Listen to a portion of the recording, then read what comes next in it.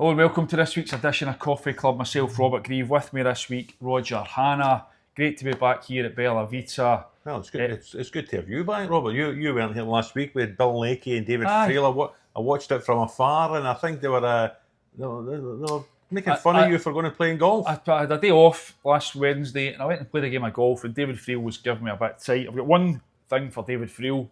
There you go, David. There you are. End of season awards time. How do you like them apples, David? Scottish Football Writers Association Golf Champion 2025. Champion. Robert Grieve. No doubt about it. It's time of the year for silverware. Well done. 37, stable for points. 36, come on. 36, beg your pardon. 36, and I won it by a best inward half. Bedwit, and who did I pip? Our young colleague, Mr. Ben Ramage. So I made it even this sweeter. But there you go. Yeah, enjoyed that. But it's great to be back, Roger. A lot going on. Yes. A lot going on this week. Come to Hearts in a minute. We bit St Mirren, bit of relegation stuff, playoff stuff. Rangers again continue to be the story. And as news we brought earlier this week, a few more names in the frame. Yeah. Davide Ancelotti, the latest. We're sitting here in Bella Vita. We're surrounded by some shirts of some great Italian footballers who have played in Scotland. I wonder if Davide Ancelotti could be the next customer in here if he arrives just down the road at Ibrox. There have been talks. I think, listen, we'd be naive to think Rangers haven't spoken to quite a few. He's one of a few. Yeah, he's one of a few. For the job, but it is intriguing. He's only 35 years of age. He's never managed on his own. He's always coached under his father, Carlo. But he's coached at Bayern Munich, at Napoli, at PSG, at Everton, and latterly with Killie and Mbappe, Vinicius Jr. and Jude Bellingham at Real Madrid. He does have an impressive CV, and it's not surprising the Rangers are looking at him, Robert. But is it though? That's the thing. Is it unsurprising? I mean, Rangers a massive job. For me, they need someone who knows what they're doing. To come in, to go in there, and there's obviously going to be a lot of change.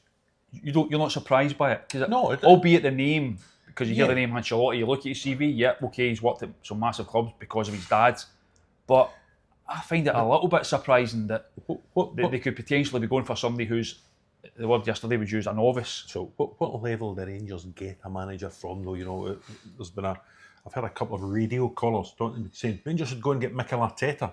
Pie in the sky. No, that's so nonsense. You know, I think Rangers should aim high, or as high as they can, and if they get knockbacks, then start coming down the list. But you know, if you go for someone, take away the name.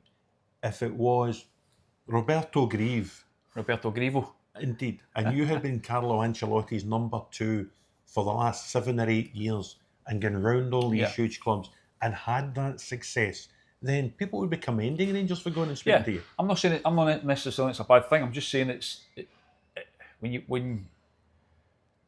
you think about it, for me, as I say, the job is an all-encompassing job. There's so much that's going to need done there.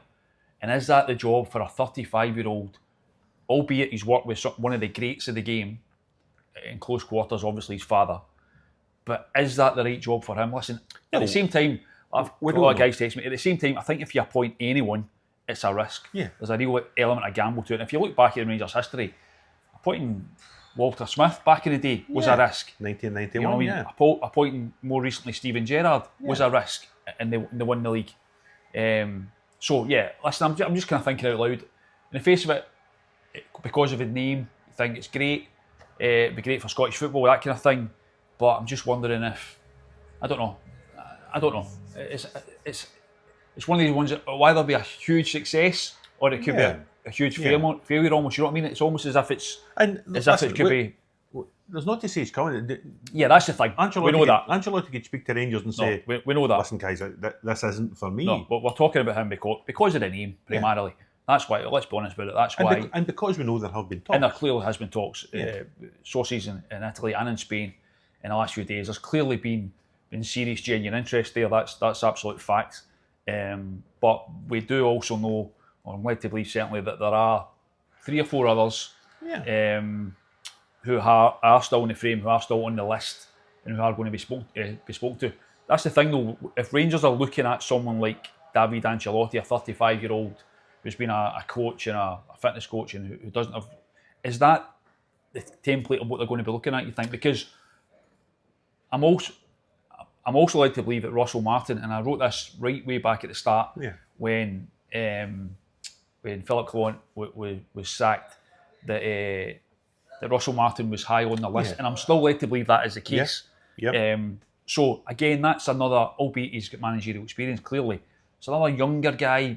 Is that maybe the route you think they're going to go down? It's also a younger guy. Can I suggest that's the case? Russell Martin, who doesn't have a huge success behind him. No. You're not having Russell Martin, are you? No, I think Russell Martin is an idealist, and Rangers don't need an idealist. Rangers, as Barry Ferguson has been saying for the last few weeks, need someone who's going to come in and win games of football straight away.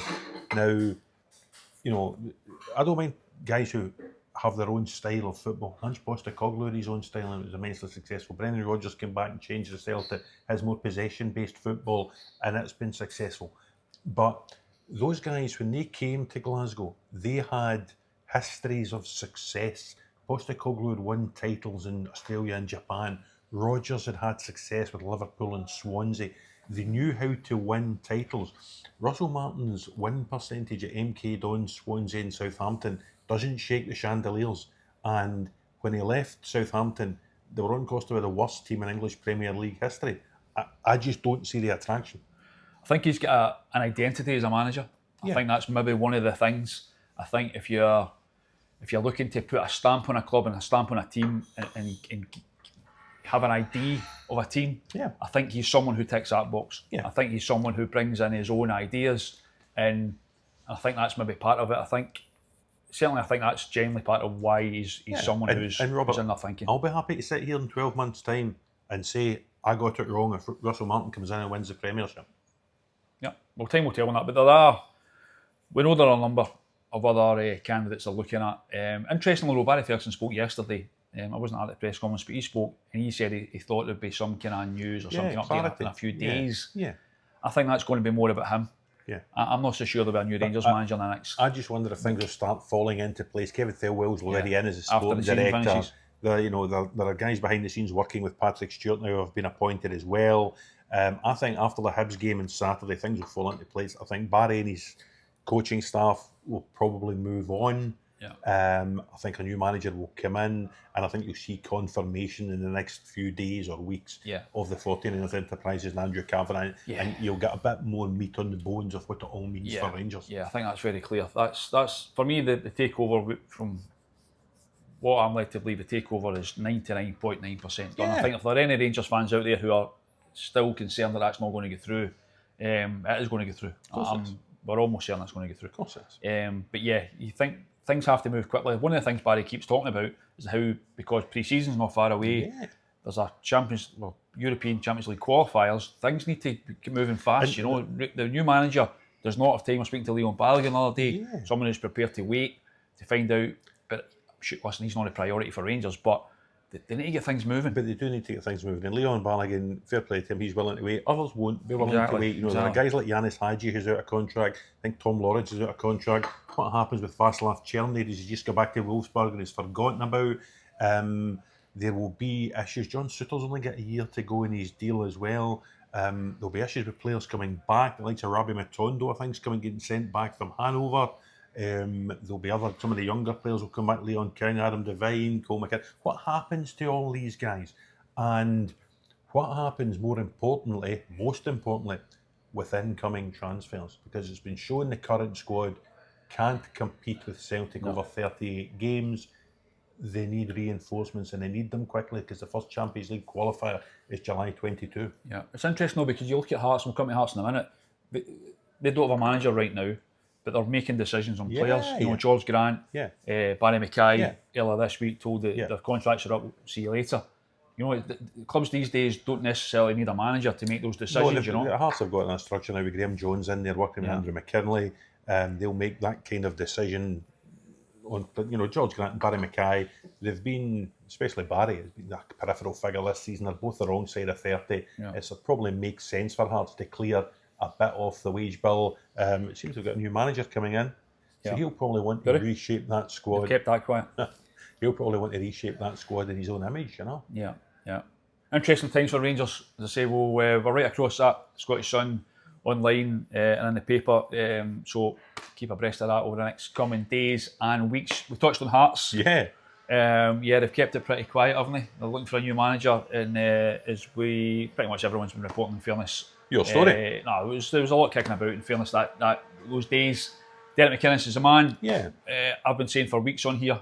It's one thing I have been saying, that if and when Neil Critchley was going to go, and we were pretty certain it was only a matter of time, that I put my hat in the ring, basically, or cards on the table, with saying I thought Derek McInnes was about the right man. Do you go along with that? Do you think he is what they need? Because I firmly do. I think, Robert, this is one of the few occasions where a move suits all parties. It will be great for Hearts. Derek McInnes is a much better manager than Neil Critchley. Yeah. It will be good for Derek because he's moving back to a bigger club with a bigger budget, more scope to bring in more expensive players, if you like, a bigger fan base.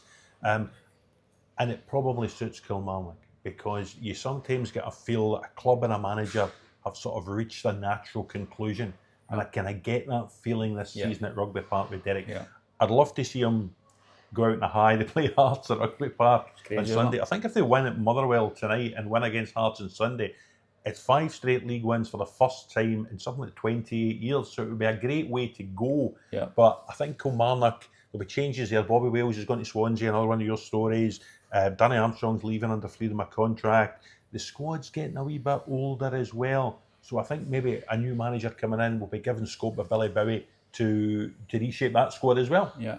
Does Danny Armstrong become someone that Hearts might have an interest Well, Danny Armstrong was somebody Hearts have had an interest in for a considerable period of time. And it's interesting when guys like George Grant, Barry Mackay, more advanced midfield players go. There'll be loan players like Kabangu who'll go back to USG. Yeah. They'll already let Oda go back to Japan. It wouldn't surprise me at all. Danny Armstrong became a Hearts player. Yeah. Good player, he's informed just now. It's been an interesting one with McInnes, so hasn't it? Because I agree with you. I've always been of the opinion, I think I said on here probably a number of months ago now, I actually thought he'd run his course at Kilmarnock. Yeah. Just about what you're saying there. And I wouldn't have been surprised. I mean, we'll never find out now. I think he maybe have got to the end of the season and decided to take a bit of a break or something. I don't know. We'll never find out. I still think Derek McInnes would be a good Rangers manager. And it doesn't, just with the new people coming in, his name doesn't seem to be among the contenders this time. I don't know whether that's a legacy that he once rejected the job when he was at Aberdeen many years ago. But you look at some of the candidates, there was a list, I think one of the posh papers in England printed a kind of long list of candidates for the Rangers job last week, and Derek wasn't on it. And I would have taken Derek before 80% of the people on that list. Yeah, no, that's the truth. That's the truth. But yeah, there was maybe a time a while back when that would have been he would have been high up on the list of everyone. Yeah. But you're right. Yeah, I would go along with that. But listen, he's going to Hearts.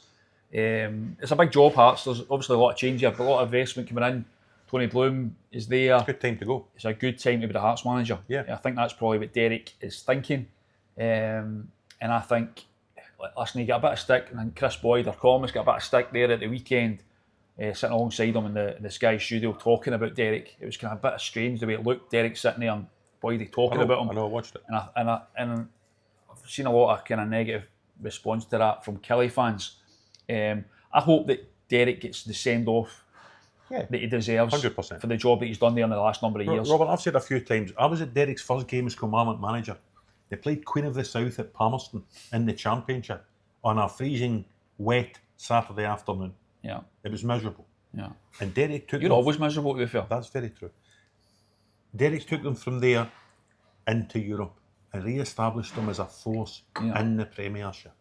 That's what his legacy should be. Yeah. And if he goes out with 5 straight wins, he will get the reception, the ovation he deserves. And I think Kilmarnock fans will probably agree with me that they're ready for a change as well. But they should also agree with me that Derek McInnes has been very good for Kilmarnock. Yeah, because I've been at a lot of games where I always think the Killie fans are quick to criticise. Now, listen, most fans are, let's be honest about it. Yeah.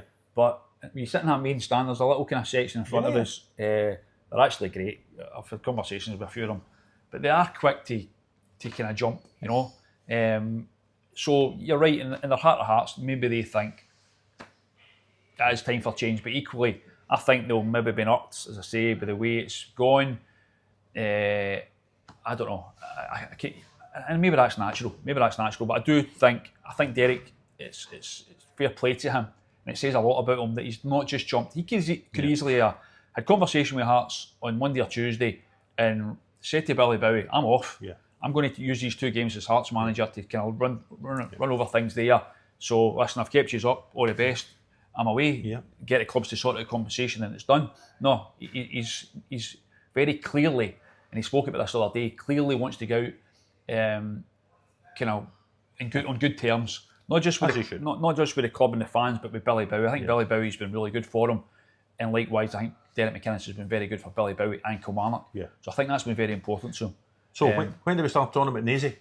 Well, that's the thing. What next? And as again, there was a story yesterday about Steven Naismith, but interested in Hearts. When did we write that the other day? And Killie? Yeah, sorry, Killie. So Steven Naismith for us has been the front runner since the moment that it became clear. And he knows Billy Bowie well, he knows the club well, he's available, he's a promising young manager, he took Hearts to 3rd in the Premiership and into Europe, he's keen to get back into the game, he has worked the past with Frankie McAvoy and Gordon Forrest who are also available, so if Derek were to take Paul Sheeran and Alan Archibald, then Billy Bowie can probably walk down the street, chart Nasy's door and say, "Are you and the boys coming in?" Yeah. Would that be a good appointment then? You think that's, as I say, we the stories I was writing the other day, and we were saying that Naismith was the obvious choice, and clearly he's got a relationship with Billy Bowie. I think they kind of know each other pretty well. It just seems to be the obvious fit. There'll not be any compensation fee to get him. And I think it would be a popular appointment. He was an excellent player for Kilmarnock before he went to Rangers and many he years ago. He did a decent job at Hearts, I think. He did a decent job at Hearts. He'll bring enthusiasm. Killie's successful managers recently have been more established guys. Derek was there, Steve Clark was there, Tommy Wright was there in between. I wonder if now they just want to, get a bit more youthful exuberance, experience in there. The under-18s under Chris Burke won the Scottish Cup a couple of weeks ago. There are young guys there in the periphery. Ben Brannan, who was out on loan at Callie Thistle, players like that. He was a captain under-18s. You've seen Bobby Welsh who's moving on. You've seen David Watson.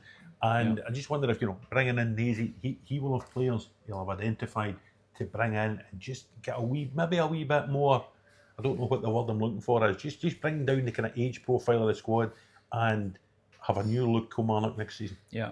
It's interesting because I think I don't necessarily think change is a bad thing for clubs. Every now and again, they like to just, Killie been doing fine, albeit they've had a difficult season. They've been doing well. Yeah. With Derek McInnes, we think he's done a good job. I think most people would agree with that. But it's maybe just not the worst thing in the world, just to freshen it up. A new voice goes into the summer. There's going to be a natural turnover of players anyway. Yeah. Danny Armstrong going, Rory McKenzie's kind of finishing on his own periphery player as well. But there's going to be a natural change. Bobby Wells is away.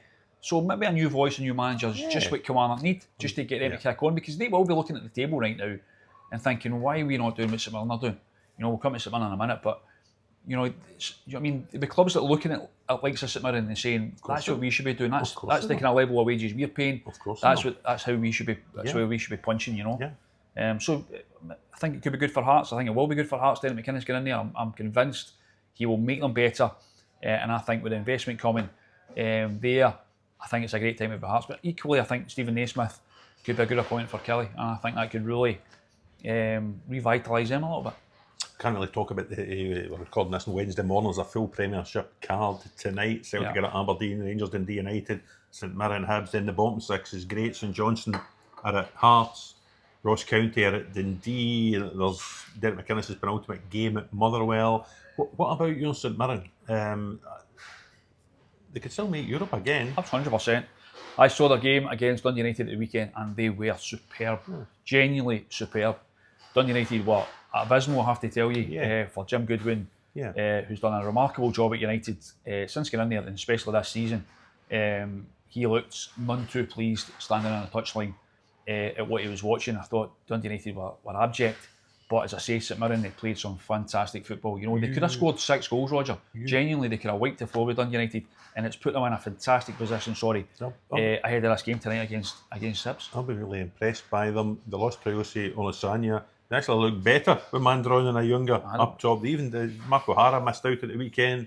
In came Roland Dodowu, played really, really well. They will lose Richard Taylor and Caelan Boyd-Munce at the end of the season, but I know Stephen Robinson's working hard on replacements. Your story at the weekend, there are people down south have noticed how well Stephen Robinson is doing, QPR and Huddersfield Town among them. Yeah, it's unsurprising that's the case. Absolutely. He's done a remarkable job again on Coffee Club here. We've been talking up Stephen Robinson and the job he's done for months now.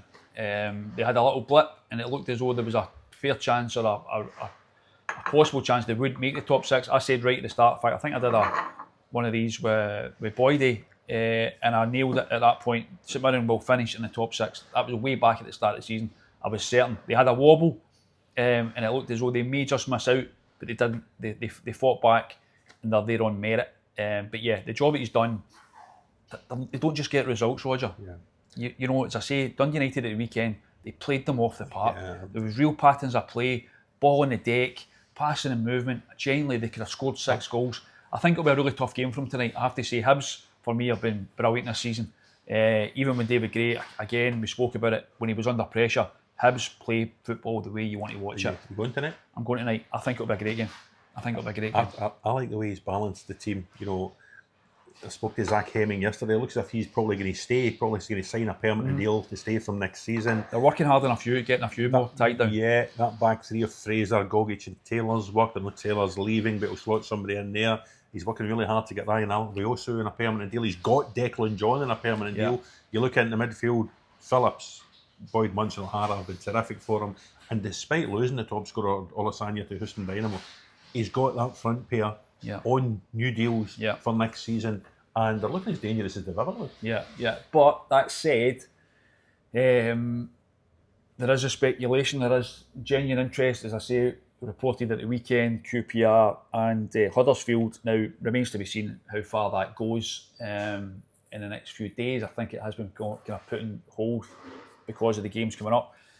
Whether or not he makes them a move right away to one of those clubs remains to be seen. But there is genuine interest from them, and there will be genuine interest elsewhere, Roger, because of the job he's done. Robert, so that's a good thing. Of course, it's a good thing. Absolutely. If you're Stephen Robinson, it's fantastic to be linked with these clubs. If you're St Mirren as well, what would you rather be? If you're sitting in charge of St Mirren, would you rather be fielding inquiries about your manager 100%. or sitting in a board meeting saying we're going to have to sack that manager? 100%. But what my point I was going to make is,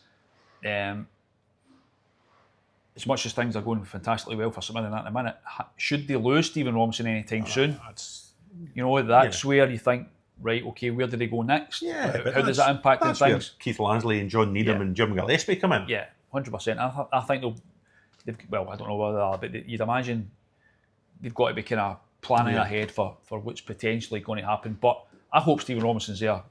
As I say, long time. As you keep telling folk, club close to my heart. I love to see him doing well. And I think he's done such a good job. But I also, in all honesty, think he deserves another crack at a higher level. You know, I'm astonished. As much as I'm saying that Derek McInnes is a natural fit for Hearts, and I think he's probably right. Well, he has the right appointment. But I'm astonished that Hearts have not had a conversation with Stephen Robinson. I'm astonished they didn't look at who was available or who they could possibly get and say, let's have a conversation with him, And I think Stephen Robinson should be someone they at least spoke to. It amazes me they didn't go down that route, but albeit, as much as I say that, I think Derek McInnes, as I've been saying here all along, is going to be a really good appointment for them.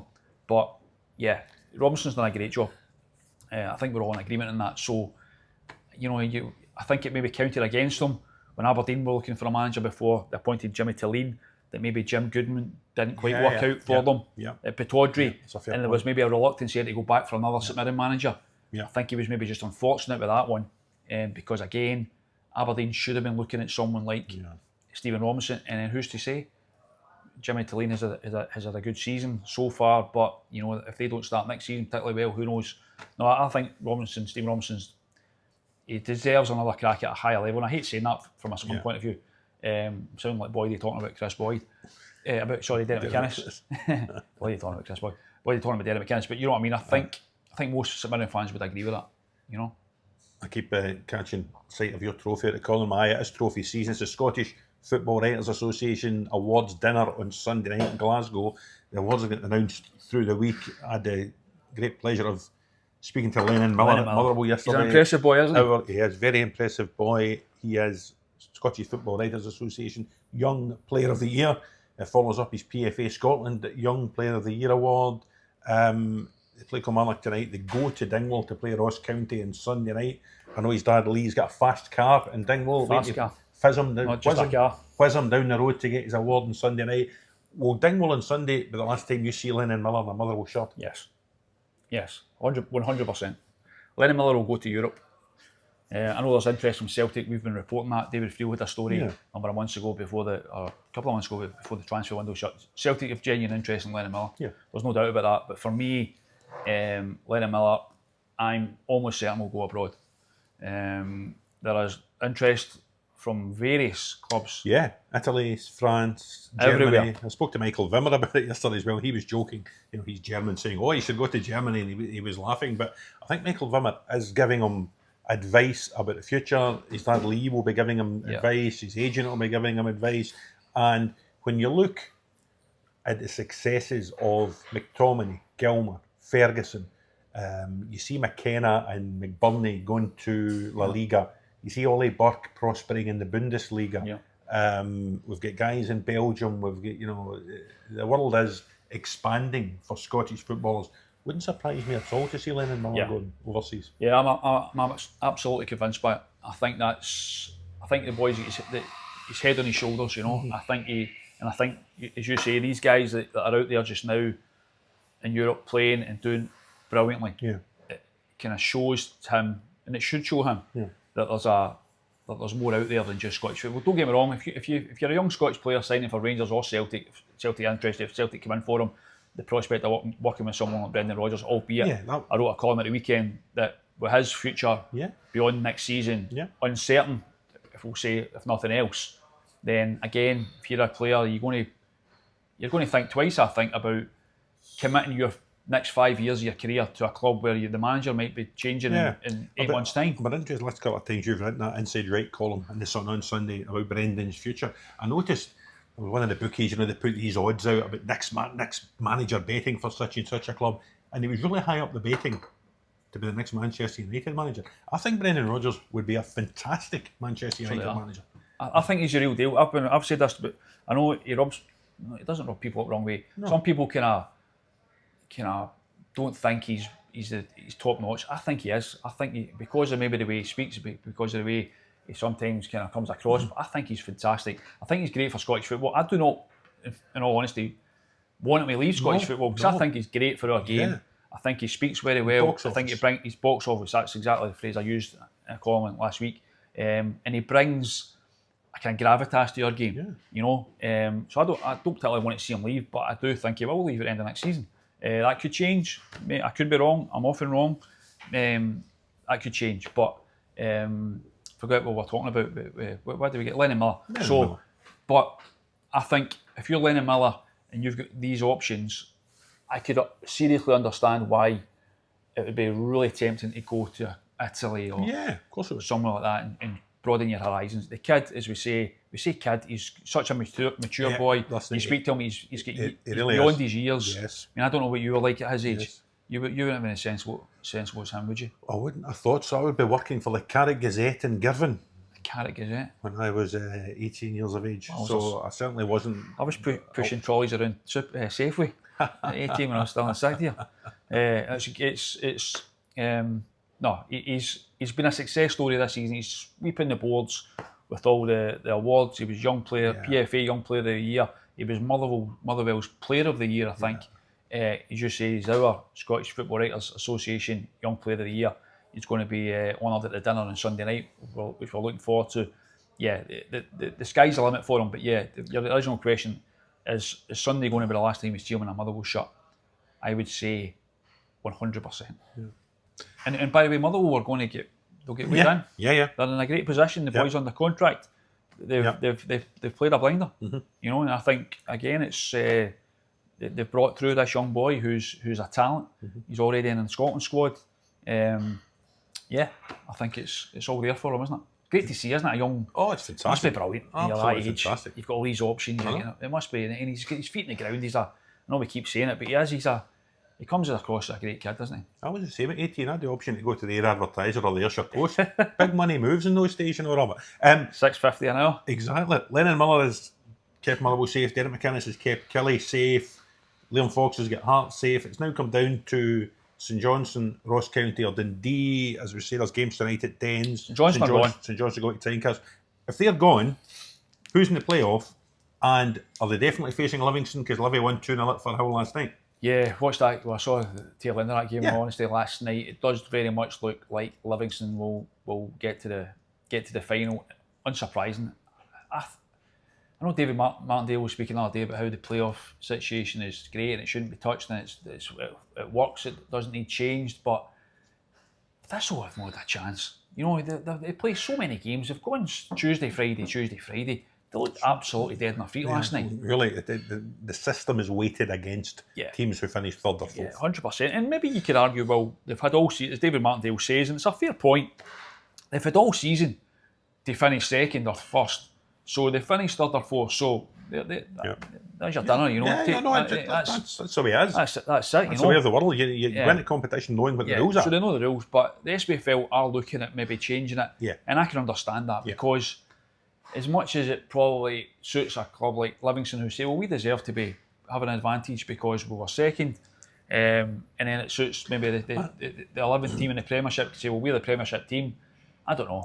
As it sits now, it would be Livingston versus Ross County. I think that's what it will be. The last couple of years, County have saved their skins. They beat Wraith Rovers last year, they beat Partick Thistle the year before. I think they're gone this year. Livy to beat Ross County? Yeah. I think Livy have got something about them, you know. I've seen County a couple of times. I saw them at Perth on Saturday. I saw them at Killie 2 or 3 weeks ago. Desperately missed Noah Chilvers to give them a wee spark of creativity. 7 successive defeats. Livy are on a wee bit of a roll. I would tend to agree with you, Robert. I could see Livingston coming back up. I think they've got something about them. Obviously, they've been game on that plastic pitch again, which gives them a little bit of an advantage, rightly or wrongly. I think you look at their team; they've got experience in there. You know, Danny Wilson scoring last night. Yeah. You know, he's somewhere that's been there, seen it, and done it. Yeah. I don't know, and I just think, kind of Ross County, as much as they are, they're clearly fighting all the way. Yeah. You know, they're not giving up. And fair play to them. They've got some results lately that's kind of suggested that they could claw their way out of it. Yeah. But I think it'll be close. I think it will be close. But I don't know. I just get the impression that Livingston have got something maybe that Partick Thistle last season didn't. Thistle got themselves into a fantastic position. They probably thought they were just about there. Yeah. But they should have been. They should have been there, and they let it slip. You know, I don't think Livingston, if they get themselves into a position where they can kind of put their foot to the floor, I don't think they'll let off. You know, I think David Martindale's done a great job there. I do love the playoffs. It's just how sad I am. I was channel hopping between them last night. I don't know whether you took any of East Fife versus Annan, the first leg of the League One playoff final. I can honestly say I didn't know. Peak Scottish football, Robert. Only watched about 10 minutes of it. As I switched over, Scott Hooper, the Annan defender, was being sent off for the last man challenge. 2 minutes later, Dick Campbell, our old pal from Methil, was being sent off for foul and abusive language, advising the referee of the error of his ways, shall we say. So when you get sent off at Methil, you basically go 2 rows behind the dugout. Brilliant. So he was stood behind his pal John Young, who had the 2 pairs of specs on again. 2 minutes later, Annan make a substitute, put on a lad called Leighton Bisland, who gets booked a minute later and sent off a minute after that. And among that, you've got 5 goals. Annan have injuries. They're not sure they've got a full squad for the second leg on Friday night. It is the second leg of Livy Thistle on Friday night. Believe me, I'll be watching Galabank for Annan East 5. That's where the action is. Dick Campbell's brilliant, isn't he? Oh, wonderful. Genuinely.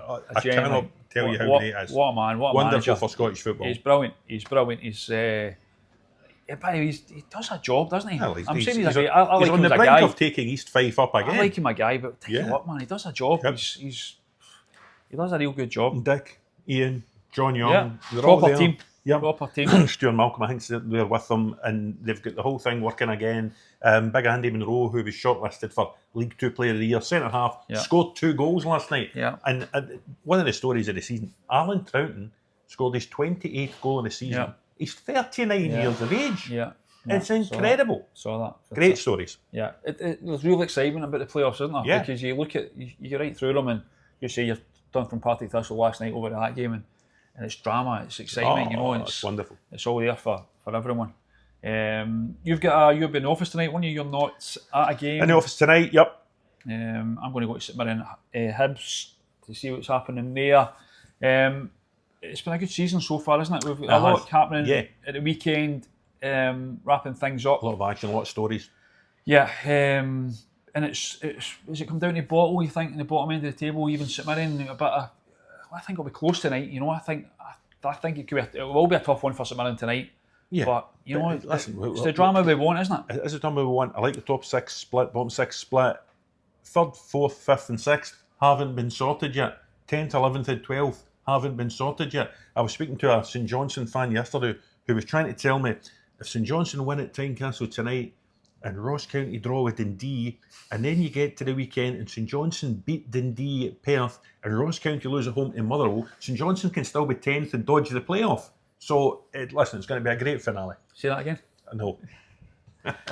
That's us for this week's Coffee Club. I think we've just about covered everything there is to cover. We've got some cake. You want to do the we've got some Bella Vita here. This cherry bakewell's about to disappear. It's going to disappear back to the office. I'm going to take that back home, put it back in my mantle. There you go. Wonderful. What is it called? It's called the Ron Scott SFWA Spring Golf Outing. It's the second time my name's on it. It's hopefully not be the last time. I think you're laying down a challenge to both Ben Ramage and David Friel to come and get that off you next year. David Friel called me a shark. He questioned my handicap. It was absolutely official. It was there in black and white. And there you go. Trophies in my cabinet. Well done. Remember to watch and subscribe on the Scottish Sun Sport YouTube channel. There's some great content there. Go ballistic with Chris Boyd every Monday. Darren McGregor's one-on-one series. I think Peter Grant is the next interviewee. And we will be back next Wednesday to count down to the Scottish Cup final. Great to have you back, Robert. Catch us then. Unless I'm playing golf.